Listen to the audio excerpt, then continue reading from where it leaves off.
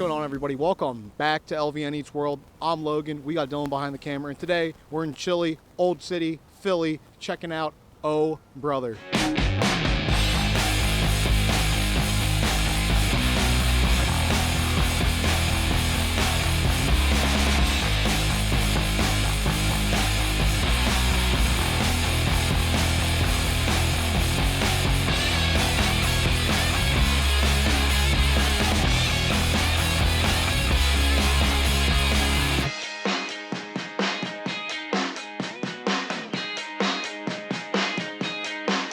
All right, now this is normally the part of the show where, I ramble on about the history and how this place started out. Guys, I went all over the internet. I couldn't find a single thing, right? They're kind of leaving me hanging dry.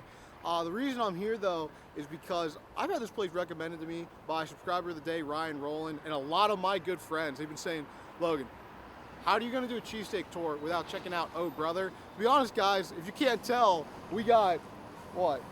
All right, let's accept the bus go by. And we got another one coming up right now, of course. All right, I got you. Give me 2 seconds. And of course, they're parking right now. All I could really find online is that they're known for the ribeye steak, never frozen, always fresh, which is what we like to see on this show.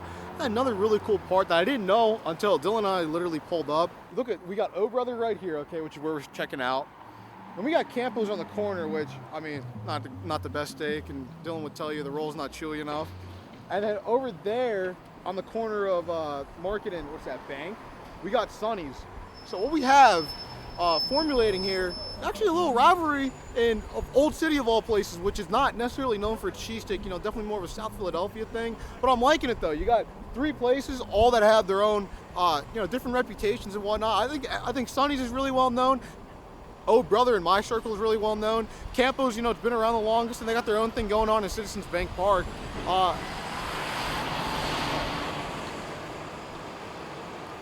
Well, yeah, this is what this cultivating different rivalries and whatnot. It's definitely a theme that we've continued to see on this show, whether it be, Pat's and Geno's or, that's really the only other rivalry. But I don't know. You just love to see it. Small businesses coming at each other. At the end of the day, everybody wins because people are testing out different spots. That's what we like to do, support them on this show. But hey, what we like to do more is test out and try out really good cheesesteaks. That's why we're here. Let's go give her a look. All right, so off the rip, we got that Italian roll, and I touched it right there. It's got that little extra crisp factor to it, right? Portion size here, I'm digging it a lot. We got a couple bare spots, like right here. I will say, I think one thing, I've never mentioned this before, but I've kind of noticed over time, you kind of like the places that give it to you wrapped. Like, that's the one thing that kind of sucks about eating in at some of these places, is that they serve it like this, so then the steak kind of gets like, it kind of spreads out. Whereas when you have it and they roll it up for you and they give it to you wrapped, well, then it compresses everything down and just keeps it it's a little less messy, and it just kind of adds to like the compactness. I don't know. You don't have those bare spots. That's what I'm trying to say. I like it when they roll it together, but I get it. We're eating in, so I'm not gonna die on that hill here.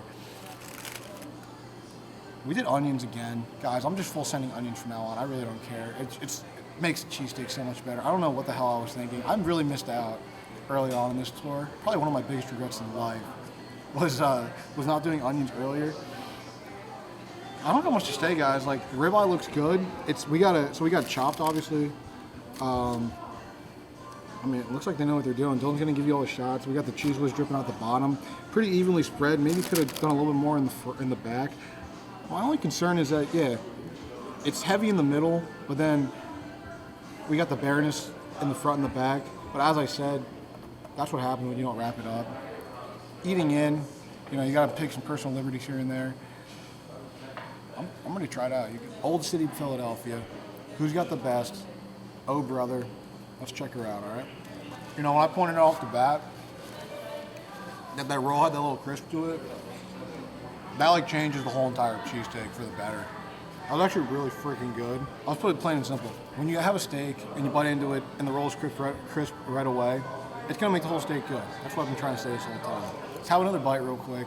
See how I'm trying to focus on the steak and the onions here a little bit more, and the cheese, obviously. All right, I think we've had better steak on this show. That was a steak heavy bite right there. And sometimes what happens is, I can tell here if you look at it, it's not exactly like all blended in together. You had the cheese that they put on the top, and then just a steak and the onions. What you can tell with this steak is that what they did was, you know, they made the steak, they had the onions, they chopped it all together, and then they just put the whiz on the top, which isn't bad. I mean, that's how you make a steak. But at other places, when you look around and they melt it all together, that makes every single bite consistent. That was a steak-heavy bite, and I mean, it was still really good. But I think we've had better steak on this show. It doesn't take away from a really good roll. And what we found out over time is that a good roll is the most important part of the show. No doubt about it.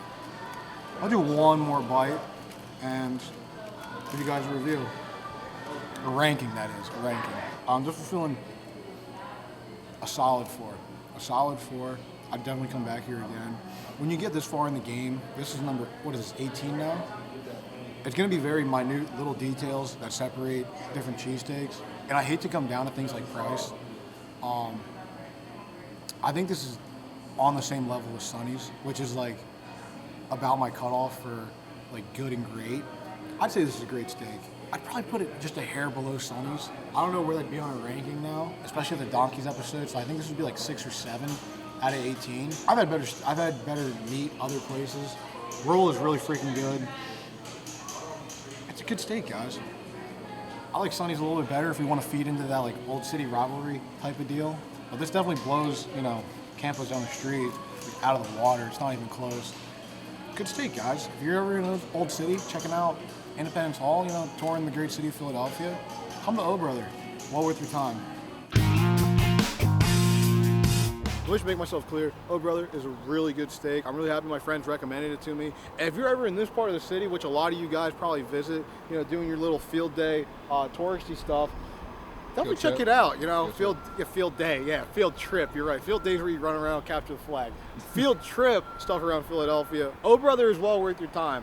But again, once you get this far into the game, you're going 18 different places. It's gonna be small, minute details that are going to separate you and make you go to the top or go towards the middle or the bottom. In this case, I'd say it's a great steak. I don't think it's an elite steak. That's why I kind of held it back a little bit. I'd probably, you know, it's right up there with Sonny's down the street. Put a gun to my head, I'm probably going to pick Sonny's barely, maybe just because of price. But again, you get that far in the game, that's what it comes down to. Little small details like that. In terms of the future of this channel, I want to get one cooking video and I want to show you guys how to do like a Sunday sauce Italian style. I think that'd be really fun. I think I got a handful more cheesesteak videos left in me. Guys, I can't keep, this is getting old, man. I mean, I know you guys, this is what you guys live for, this is what you guys hit the sub button for. I gotta change my palate up a little bit, man. I'm starting to get a little worn out. So 20 of these on the palate is obviously not ideal. I think that's around, probably we're gonna cut it off. I know it was 15 last time. Probably find 1 or 2 more spots around the city, see how we like them, and then probably call it quits, maybe do like a little recap of the whole entire tour. As we close out, just wanna remind you guys, hit subscribe, hit that thumbs up, comment below, let us know what you wanna see from us next time. Love engaging with y'all. Thank you so much for coming along, visiting us, LVN EATS WORLD. Hope you guys have a good day. Go Birds.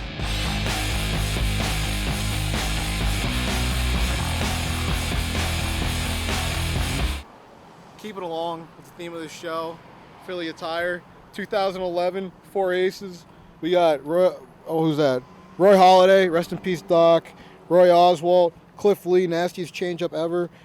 World Series MVP Cole Hamels, 102 wins right here, 0 World Series rings from this team. That's the tragedy of being a Phillies fan. I'm still in the corner, and I'm probably still watching you kiss her.